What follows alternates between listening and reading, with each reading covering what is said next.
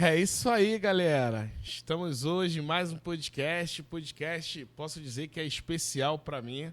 Estou aqui com meu amigo Júlio Queiroga, grande músico, professor de música da Escola do Estado do Rio de Janeiro, da Escola do Município e chegando com um projeto novo também aqui no Colégio João Paulo I. Já tocou, ou toca ainda, ele vai estar falando um pouquinho na noite, já tocou no meu renovação de votos de casamento, já tocou em aniversário de um monte de gente aí. O cara tá nas baladas do sucesso aí. Mais uma vez, queria aí explicar a ausência do nosso amigo professor Rafael Japa. Né? Hoje foi um dia complicado para ele, não pôde estar presente, mas estamos aqui tocando barco nesse nosso podcast. Júlio, é um prazer começar um podcast com um clássico desse daí, né? Um podcast diferente. E te agradeço muito pela sua presença aqui no nosso podcast. Eu é que agradeço, é um privilégio da gente estar aqui e vamos que vamos. Bora falar de música, de trabalho. Vamos escutar música, né? Você vai fazer um showzinho pra gente, não vou deixar passar barato, não. Júlio, a gente começa esse podcast falando do seguinte. Você veio da música para a área de educação, né? E a importância da música, qual é a influência que a música tem para um aluno, para o aprendizado desse aluno, né? Porque muita gente acha a música que é só música, é só dedilhar, mas a música é muito mais do que isso, muito mais do que tocar no teu coração, você escutar. Ela ajuda no aprendizado do aluno, ela ajuda ali na concentração desse aluno. Então, você que trabalha dentro das escolas, principalmente escolas públicas, né, onde a gente tem uma dificuldade maior nessa questão de aprendizado do aluno, como é que a música ajuda nesse aprendizado? Então, a música ensinada no colégio não é só a música para ouvir, não é só apreciar a música, mas é fazer música também. E isso é um desafio, fazer música. Ensinar o aluno a tocar um instrumento, ensinar o aluno a cantar, a se autoconhecer, a entender qual é o seu talento, qual é a sua musicalidade, ensinar ele a desenvolver tudo isso, a descobrir tudo isso. Então, esse fazer é fundamental. Isso traz ao aluno autonomia, traz ao aluno um despertar para diversos conhecimentos, né, diversas áreas do conhecimento. Então, fazer, eu acredito que seja assim, pelo menos no meu trabalho, o foco principal, o foco central né, da atuação no ensino. Mas também o conhecer, né, que além de apreciar e fazer, o conhecer, né, que é a história de cada gênero musical, entender um pouco de como se faz música, como se escreve música, dar um pouco de teoria também, né, que é importante para o aluno ter uma base. Né? Então, com esses três pilares, né, apreciar, fazer e conhecer, a gente desenvolve uma atuação mais completa, mais ampla dentro do ensino. E o que você falou, né, a concentração do aluno, o aluno ter mais voltado para a questão dele mesmo, ele conseguir compreender melhor o seu universo, também a integração de todas as áreas do conhecimento. Né? Com o ensino de música você fala de história, com a música você desenvolve a linguagem, com a música você trabalha o senso rítmico, o sinestésico corporal, né? São as múltiplas inteligências. Né? Você vai trabalhar também o conhecimento lógico-matemático, né? A partir do estudo do ritmo, das subdivisões, dos compassos.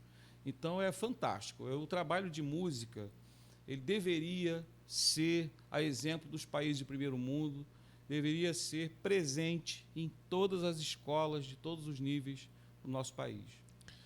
E aí, Júlio, como você falou, né, ele deveria ser presente, o artista deveria ser muito mais valorizado. Né? A gente teve um podcast passado aqui com a Isabela Carvalho e a gente estava tocando um pouco nesse assunto, que existem artistas brasileiros que são conhecidos fora do país e reconhecidos lá, mas ninguém conhece aqui no país. Né? E isso é muito complicado. E aí, trazendo isso para o teu dia a dia, para o mundo que você vive, como é que é dar aula para criança que, às vezes, nunca viu um violão e aí quando vê isso, precisa ter um instrumento. Como é que é esse teu trabalho? Fala um pouquinho como é que você trabalha nas escolas com essas crianças. É um desafio, né? Um desafio muito grande, porque as turmas são grandes, são turmas de 30, 35 crianças, do primeiro segmento. As do fundamental, do segundo segmento ou do ensino médio são maiores ainda, e a gente não tem um espaço próprio para isso, a gente não costuma ter recursos para que todos os alunos tenham acesso aos instrumentos, a uma prática de música. Então, a gente alterna, reveza, né? Então, eu levo os instrumentos para a sala de aula. Essa semana a gente trabalhou com turmas de 30 alunos no primeiro segmento, com 2 violões. Então, eu chamava um menino e uma menina para fazer 2 acordes de uma determinada música simples, né? E os alunos foram digitando os acordes, né? Aprendendo a montar, por exemplo, Sol maior, digita o dedo indicador na 5ª corda, 2ª casa. Digita o dedo médio na 6ª corda, 3ª casa. Digita o dedo anelar na 1ª corda, 3ª casa. Então, e tem o acorde de Sol maior, né? Então, para ele descobrir tudo isso. Além do mais, toda a questão da técnica, como segurar o violão, a postura, né? A postura básica para o violão sentado. Eu estou aqui usando uma correia para a gente se adaptar aqui ao ambiente, né? Mas, normalmente, o violão, a gente sentado, não usa essa postura que eu estou usando.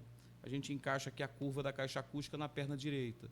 Enfim, e tem a postura clássica, que é mais ou menos essa que eu estou usando, mas que seria utilizando um pezinho de apoio, né? Para a gente poder enxergar a partitura. Enfim, isso eu estou falando de um trabalho de violão, né? Mas tem outros trabalhos diversos, tem a parte vocal, que a gente ensina as crianças a colocar a voz, a entender a sua voz, né? Você tem até um trabalho de coral, né, Júlio? Exatamente. Divisão das vozes, aquecimento, pré-aquecimento, higiene vocal, né? Tudo isso a gente aborda nas aulas. E o trabalho rítmico, Wagner, que é mexer o corpo, marcar o pulso, subdividir, usando palmas, karatês, né? Fazer som percussivo com o próprio corpo, antes de usar instrumentos, né? Todo esse trabalho se faz com as turmas. E, além disso, musicalização, né? Lá, por exemplo, no estado, no curso normal, a formação de professores, a gente tem feito um projeto agora de confecção de instrumentos musicais com uso de sucatas ou materiais reutilizáveis, né?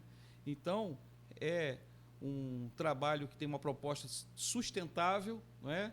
E a gente, ao mesmo tempo, trabalha com a questão da sonoridade, da ludicidade, que é a brincadeira, é a fantasia, né? Então, eu ensino a confeccionar os instrumentos, usar os instrumentos com as crianças, fazendo atividades diversas de imitação, né?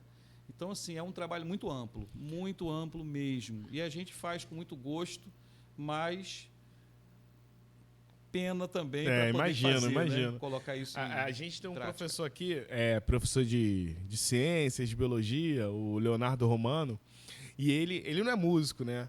Mas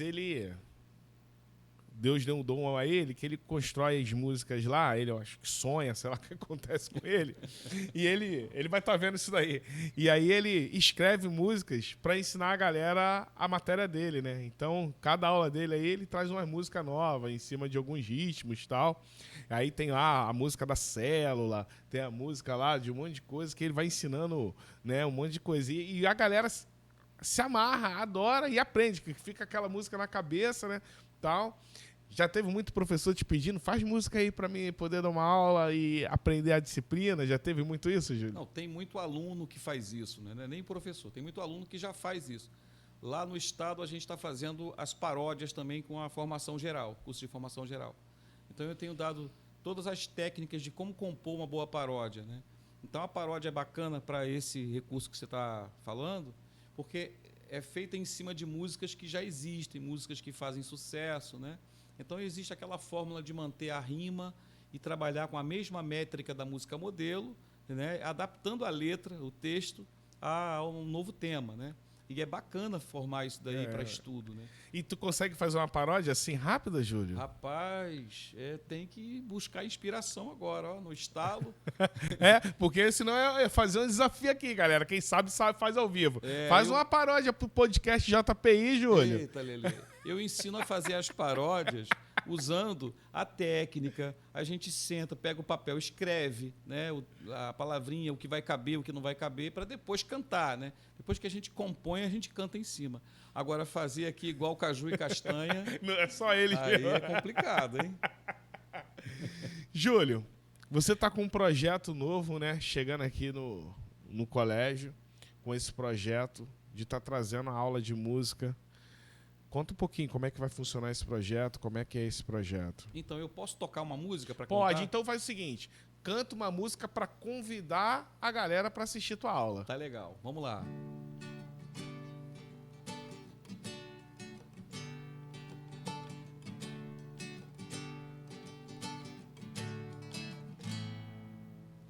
Ontem um menino que brincava lhe falou que hoje é semente do amanhã. Para não ter medo que esse tempo vai passar, não se desespere, não, nem pare de sonhar. Nunca se entregue, nasça sempre com as manhãs. Deixa a luz do sol brilhar no céu do seu olhar. Fé na vida, fé no homem, fé pro que virá. Nós podemos tudo, nós podemos mais. Vamos lá fazer o que será. Vamos lá fazer o que será. Vamos lá fazer o que será.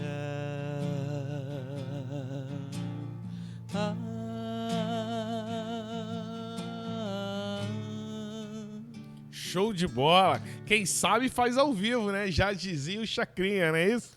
Que é Sementes do Amanhã, do Gonzaguinha. Uma música que tem uma mensagem maravilhosa de esperança. E nas salas de aula a gente toca, a gente ensina os alunos a fazerem os acordes, né? E no curso de violão a gente vai trabalhar com campo harmônico, ritmos variados, né? É esse módulo 1, que é o básico, para que os alunos comecem a aprender, a ter a noção, né, do que é a função acompanhamento, a função base, né, na música. Mas tem criança também que começa fazendo solo, né? Aqui a gente fez umas aulas experimentais essa semana passada. Eu dei aula para crianças de 7, 8 e 11 anos, né? Então, as crianças mais novas, apesar de terem uma predisposição maior para tocar solo, gostaram da proposta da harmonia, né? E a gente estava tocando a música da Isa, Brisa. Tô na brisa, nada me abala, que delícia, né? Com reggae. Nossa, elas ficaram animadas para fazer os acordes da música, olha que legal. Então faz aí, faz aí. Então, aqui tá em sol. Eu cantei no outro tom, né? Estamos fazendo em sol, ó. Eu tô na brisa, nada me abala, que delícia. Hoje eu tô de boa, eu tô na brisa, nada me abala, que delícia. Assim eu canto, iê, iê, iê, iê, iê, iê. Se joga nessa brisa até o dia amanhecer. Iê, iê, iê, iê, iê, iê. Se joga nessa brisa até o dia amanhecer. Aqui a gente tem 2 acordes, né? A mão esquerda, Sol maior e Lá menor. E a gente tem o ritmo de reggae, que tem uma combinação de toques, né? Bate o polegar no bordão, puxa o indicador, o médio e o anelar ao mesmo tempo, depois faz um som percussivo no toque 3 e depois puxa de novo conforme o toque 2. Tocando isso repetidamente, fica trocando a posição, o efeito do reggae na música, né? E é um trabalho elementar e as crianças gostam de fazer.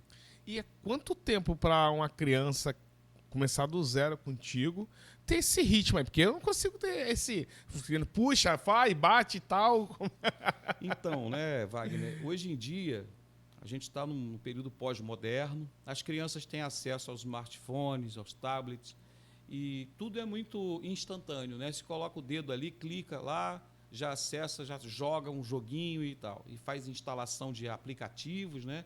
As crianças novas já estão fazem nascendo isso, fazendo né? isso, né? São smart, né? Agora, para condicionar um material musical não é assim, existe um processo, né? Só que dizer para você em quanto tempo cada criança consegue condicionar ou consegue executar, né, o material musical, é muito impreciso, porque assim depende muito da criança, depende muito também do trabalho que ela possa fazer em casa, né? Por exemplo, nessa semana que eu falei, que a gente ficou aqui com as crianças, teve um outro horário que veio uma criança de 7 anos, em horários diferentes. Uma delas tinha um comportamento mais intrínseco, né? Ela ficava sentada, ela conseguia me olhar, me ouvir, eu falar. A outra não, já tinha ainda aquela necessidade de movimento, né? Não conseguia ficar sentada no lugar. Então, assim, isso para uma criança nova, aprender um instrumento musical, ela ter ainda essa necessidade cognitiva do movimento, isso complica um pouco para ela aprender e a dominar um condicionamento, né? Aquela criança que tem mais potencial de escuta, né, ela consegue se prender mais à explicação e ela consegue ficar mais tempo com o instrumento tocando, ela tem mais chances de concluir o trabalho primeiro, né? De condicionar primeiro. Então, a gente está falando assim de 1 semana, 2 semanas, para a criança conseguir começar a tocar uma música, 2. Eu costumo passar 1 exercício por semana, para não ficar atropelando tudo, né? E assim, quando chega na semana seguinte para revisar, se fica muito ruim ainda, se ela não tem ainda a compreensão, a habilidade de trocar o acorde, eu reviso aquela música para somente na outra semana passar um segundo exercício, né? Ou, às vezes eu fico 3 semanas com o mesmo exercício. Não é bom, né? O ideal é 1 exercício no mínimo a cada semana. A gente vai revendo e vai passando o outro, né, nesse processo. E aí, a partir da 3ª, 4ª semana, já começam a surgir os primeiros resultados do condicionamento. A troca que antes é assim, aí demora para montar o acorde e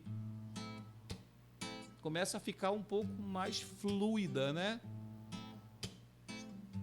Com a mão mais solta, né? E vai trocando de forma mais automática até ganhar o andamento padrão, o andamento ideal da música. E, Júlio, nessa sua caminhada aí, de uma estrada bem longa, né, que você vem trilhando, você já teve algum prazer nessa tua trilha aí, nessa tua caminhada, de encontrar um ex-aluno teu tocando, fazendo sucesso? Já teve esse prazer?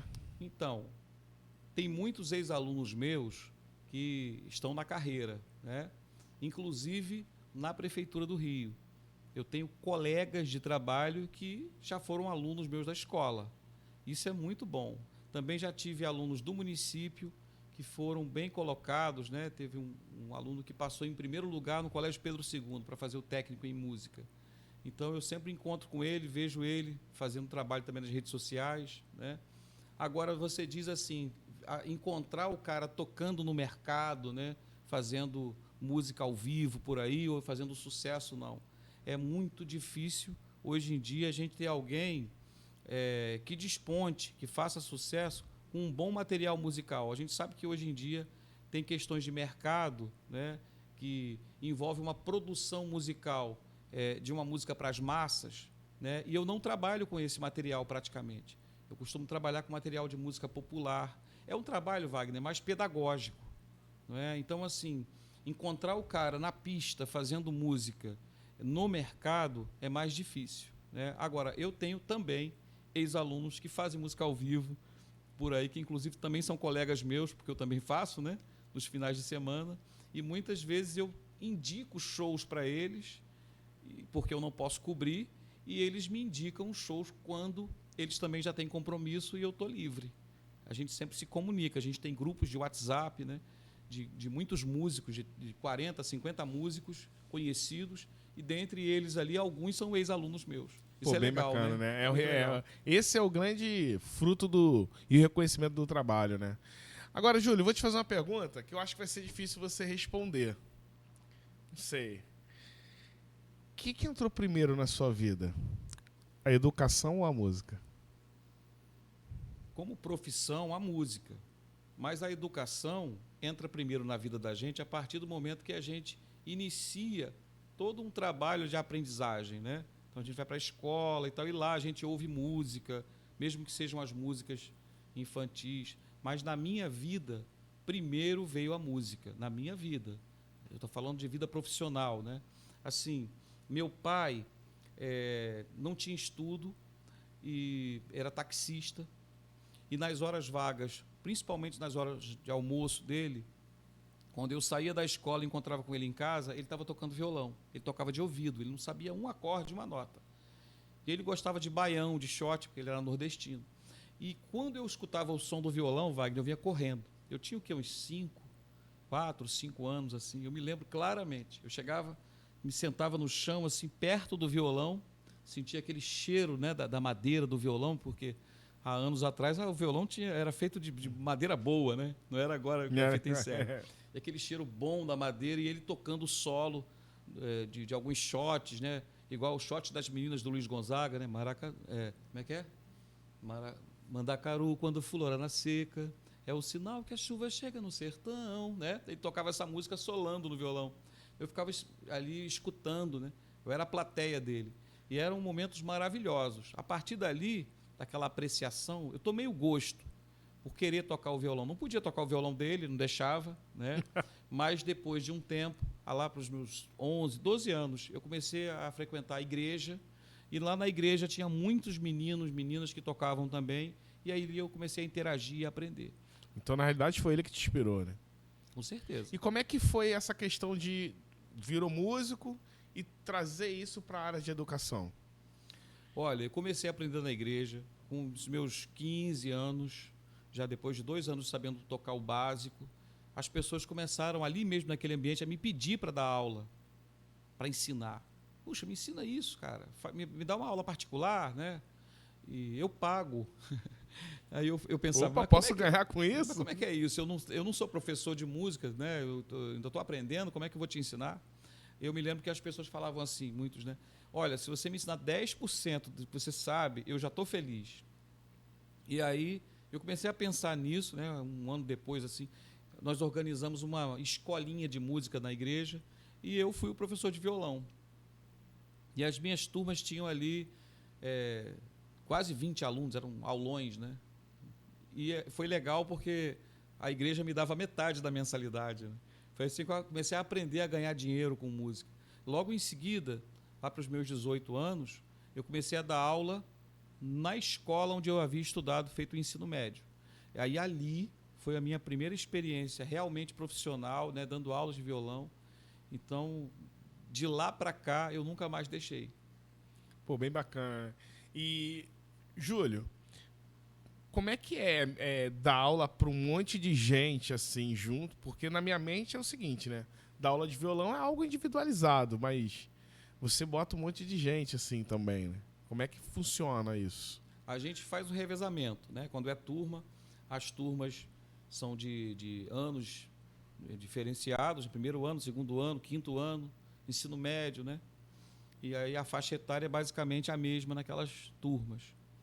Só que tem aluno que já tem uma predisposição, um gosto por tocar, por querer aprender. Tem outros alunos que não têm esse interesse, né? O que me resta é tentar estimular, mas eu convido, eu não imponho. Olha, agora é você que vai vir aqui pegar o violão.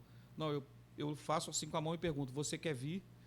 Aí o cara vem e sinaliza na mesma hora que quer vir. E aí, quando passam 10, 20, às vezes tem 1 ou 2 que dizem que não querem. Aí a única coisa que eu digo é, poxa, que pena, pensa nisso, tal, na próxima vez você vai ver que é legal. E aí chama o colega dele, que está do lado. Muitas vezes, quando termina a sequência toda, ele já faz o sinal lá que ele quer vir também para experimentar, né, para tocar. Mas, como eu te falei no começo aqui do bate-papo, é um desafio muito grande trabalhar com turma, né? Eu te falei, nem sempre é com o violão, às vezes é cantando, às vezes é compondo, é fazendo ritmo com o próprio corpo, né? Eu divido em grupos, às vezes em grupos menores, ou eu faço esse revezamento que eu te falei. Júlio, já escutei muita gente falar o seguinte, muita gente mesmo. Eu acho que eu fui até um que já falei isso. Eu também queria, quando era moleque, queria aprender a tocar um instrumento, né? Mas eu escutava os outros falar e eu falei também, mas para ser músico tem que ter dom, né? E a pergunta que eu te faço é, tem que ter dom ou o cara tem que estudar mesmo? Ou, tipo, não precisa ter dom, você tem que estudar. Ou se o cara não tiver o dom, por mais que ele estude, ele não vai conseguir. Pois é, não é o dom, eu digo para os meus alunos, dom é a nossa capacidade, não é? E talento é aquilo que a gente constrói com ela. Se uma criança nasce sem as mãos, eu podia até dizer que ela não tem o dom para tocar violão. Mesmo assim, eu já vi muita gente na internet fazendo milagres. Gente que não tem a mão, não tem o pé tocando o violão. Não sei se você já viu isso. Não vi. Fiquei impactado de ver. Mas podia afirmar, esse não tem o dom. Por exemplo, eu dei aula mais de 7 anos na escola especial, né? E ali, lá em Santa Cruz, na escola Hélio Pellegrino, tive contato com vários alunos que tiveram neuropatias severas, comprometimento neurológico, físico, cadeirantes, muitos deles deficientes auditivos, visuais, né? Paraplégicos que não tinham movimento. Você pode dizer assim, essa criança não tem o dom para tocar violão, né? Porque ela não tem potencial, né? O potencial. Mas ela tem o dom para receber a música, ela tem o dom para sentir a música, né? Então a gente pode trabalhar com ela de outra forma, uma forma alternativa. Agora, tem criança que tem todas as suas faculdades mentais em ordem, tem tudo, a sua parte física, motora, preparada para aprender um instrumento, tocar um instrumento, mas não tem a disposição de desenvolver o talento, a habilidade para tocar um instrumento. Então eu te falo, é muito diferente falar de dom e de talento. Talento a gente constrói com trabalho, constrói com estudo, com treinamento diário, com disciplina, com condicionamento, né? E a partir de então, a criança consegue ter o domínio do instrumento, né? De tocar o instrumento, de cantar. Agora, mesmo assim, é proporcional. A gente não pode medir que, às vezes, tem criança que estuda 3, 4 horas por dia e tem um que pega só meia hora, ou um dia sim, um dia não, e o que pegou menos aprende mais do que o que pegou mais. Não é uma coisa diretamente proporcional, né? Porque existem as predisposições. Eu não sei se você consideraria isso como dom, mas tem criança que tem mais predisposição. Por exemplo, a criança que nasceu e cresceu num lugar onde tem música, onde os pais tocam. Ela vai ter uma facilidade melhor, exatamente, né? Porque tem o ouvido, tem o fator interno, né? Que a música não é o que vem somente de fora para dentro, mas é principalmente aquilo que ela já colocou para dentro e põe para fora. Por isso que tem aquele ditado, né? Filho de peixe, peixinho é, né? Exatamente. Não é porque o cara nasceu, não é porque ele trouxe na genética, mas é o contato, é o meio. É o meio que ele vive. Exatamente. E aí, Júlio, para quem está nos escutando agora, se eu fosse para falar para você fazer assim, Júlio, toca uma música e essa música vai ser uma música de convite para a galera que está nos escutando vir assistir uma aula sua. Qual é a música que você escolheria? Pode ser Aquarela de Toquinho? É com você. Vamos nessa?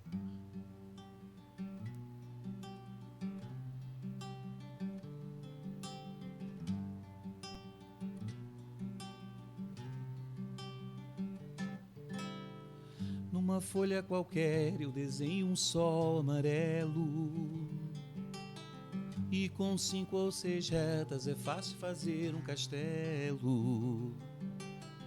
Com lápis em torno da mão eu me dou uma luva, e se faço chover com 2 riscos tem um guarda-chuva. Se um pinguinho de tinta cai num pedacinho azul do papel, num instante imagino uma linda gaivota voar no céu. Vai voando, contornando a imensa curva, norte e sul, vou com ela, viajando Havaí, Pequim ou Istambul. Pinto um barco à vela, branco navegando, é tanto céu e mar num beijo azul. E entre as nuvens vem surgindo um lindo avião, rosa grená, tudo em volta, colorindo com suas luzes a piscar. Basta imaginar, e ele está partindo, sereno indo, e se a gente quiser, ele vai pousar.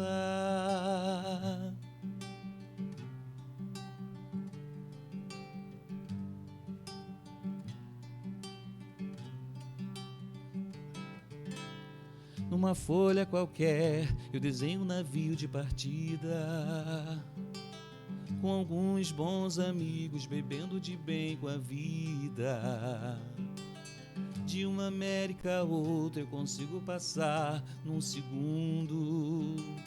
Giro um simples compasso, num círculo eu faço mundo. Um menino caminha e caminhando chega no muro.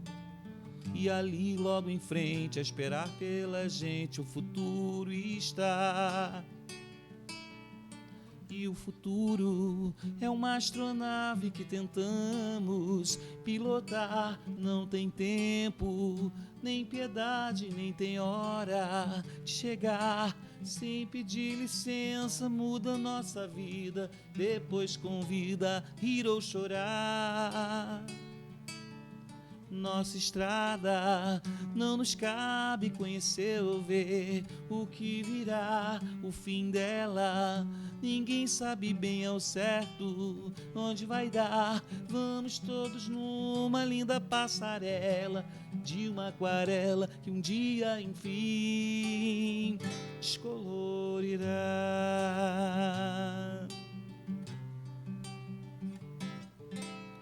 Numa folha qualquer eu desenho um sol amarelo que descolorirá. Com 5 ou 6 retas é fácil fazer um castelo que descolorirá. Giro um simples compasso, num círculo eu faço mundo que descolorirá.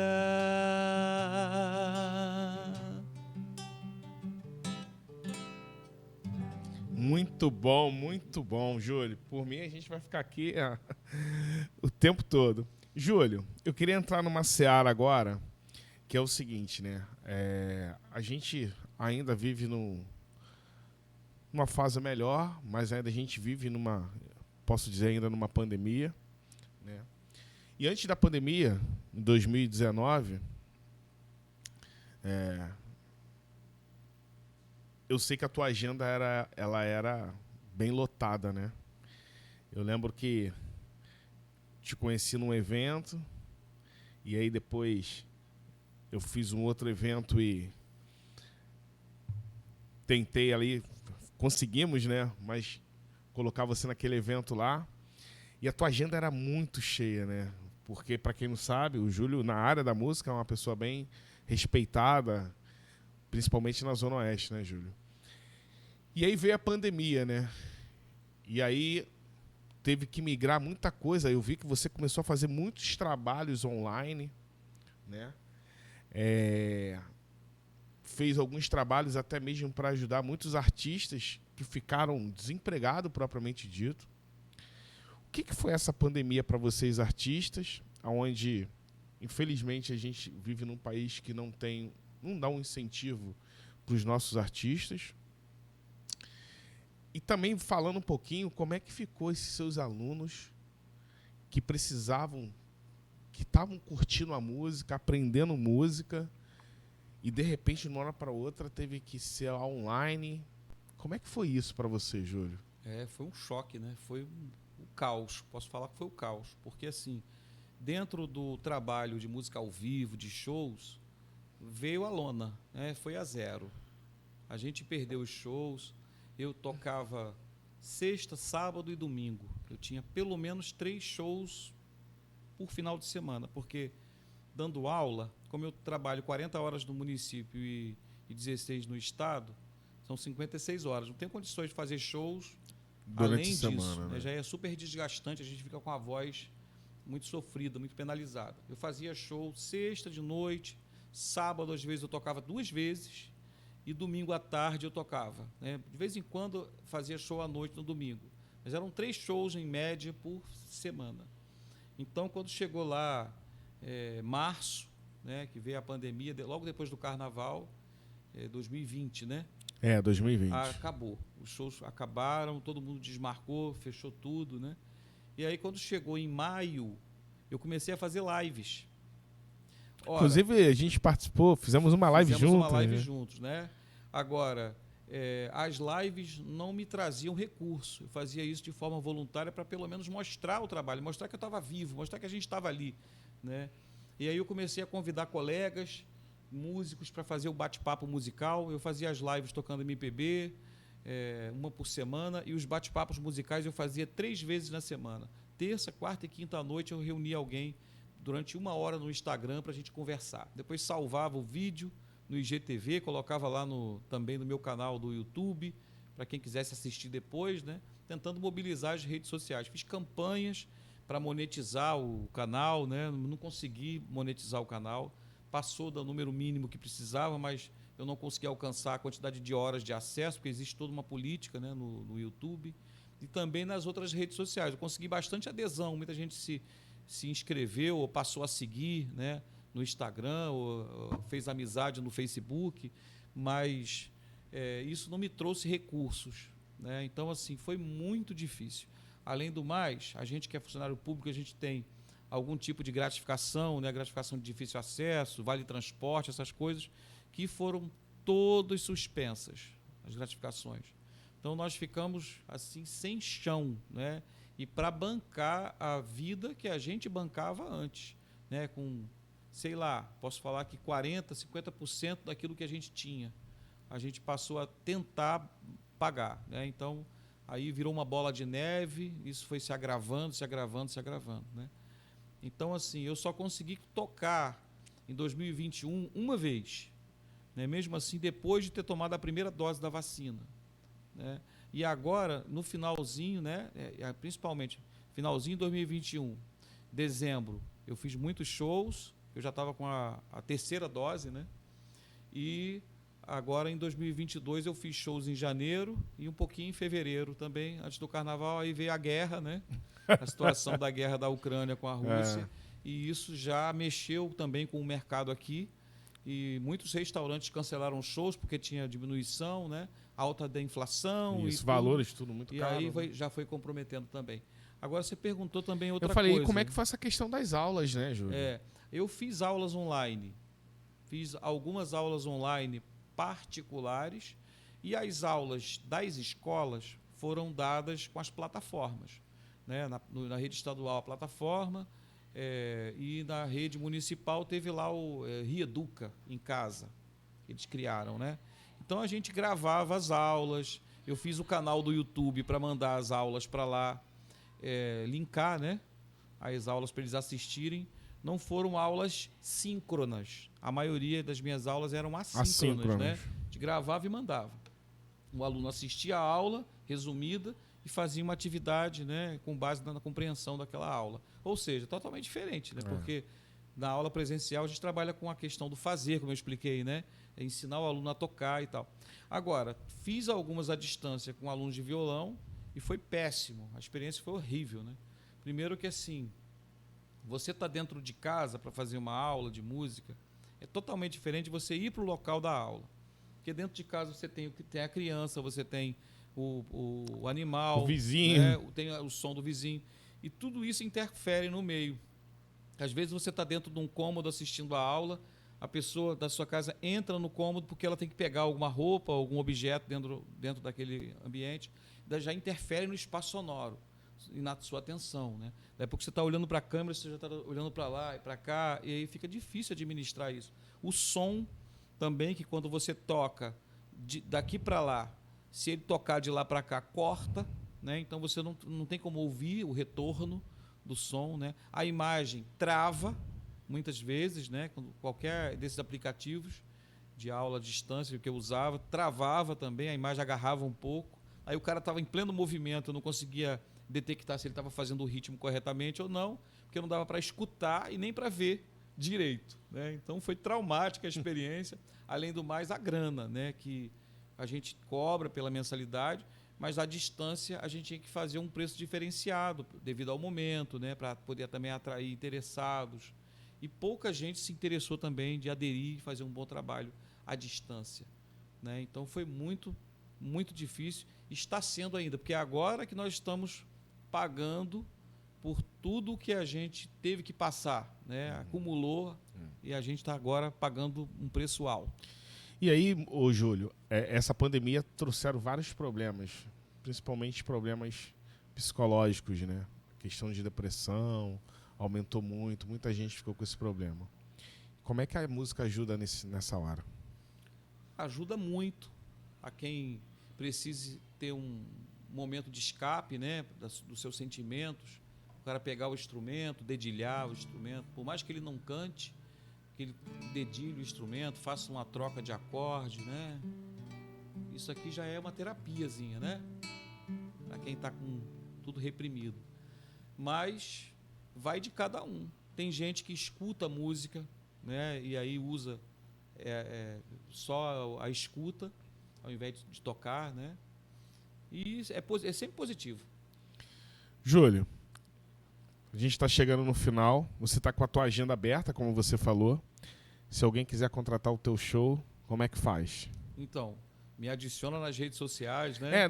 Deixa o teu endereço que o Luan vai colocar lá também na bio, lá vai estar explicando tudo direitinho. Instagram, @Júlio Queiroga, né? Pode me seguir lá, que eu vou seguir de volta. A gente vai trocar ideias sobre música. Meu canal, Júlio Queiroga, no YouTube, e meu Facebook também, Júlio Queiroga. É fácil de me achar lá, né? Meu número, WhatsApp, né? 21 991 18 1479. Tanto para show como para aula, né, Júlio? Tanto para show quanto para aula. E aí, Júlio, nada melhor do que finalizar. Antes de finalizar, você que está nos assistindo, vai ter toda semana, qual o dia das aulas que você vai aplicar aqui no Colégio João Paulo? Aqui a gente tem trabalhado quintas-feiras, das 16 às 19 horas. Então você que pode vir, nunca viu, quer vir ter uma aula experimental, tá aberto, é isso, Júlio? Pode vir que a gente conversa aqui. Se tiver o violão, traz. Se não tiver, a gente empresta. Então é isso aí, tá feito o convite para você. E aí, para finalizar, Júlio, escolhe uma música pra gente finalizar esse momento. Lulu Santos, né? Show!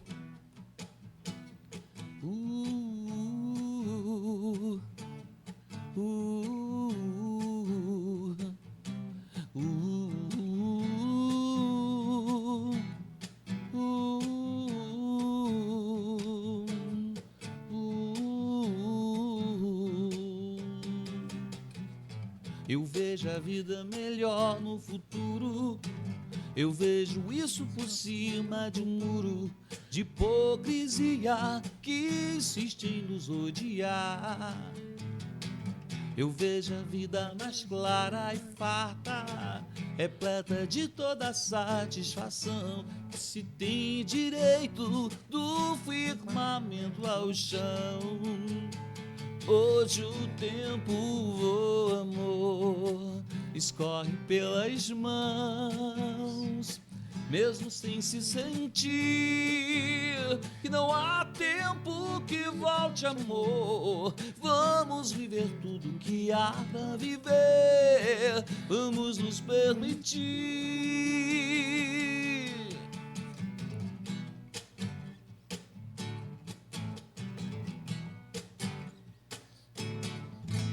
Show de bola! Ó, e pra quem não sabe, por incrível que pareça, eu já fiz um dueto com o Júlio, hein? já fiz um dueto, mas a gente ficou ensaiando aí muito tempo, né, Júlio? Olha, foi um sacrifício isso aí. Foi ótimo. Mas valeu, galera. Fiquem com Deus. Um grande abraço. Júlio, obrigado. Foi maravilhoso. E vai ser maravilhoso ainda sabendo que eu vou te escutar toda semana agora aqui, ao vivo, né? Eu é que agradeço o convite, o privilégio da gente estar junto mais uma vez. E a todos vocês que estão nos vendo, nos ouvindo, muito obrigado. Valeu, galera. Fiquem com Deus, um abraço e até o próximo encontro. Tchau!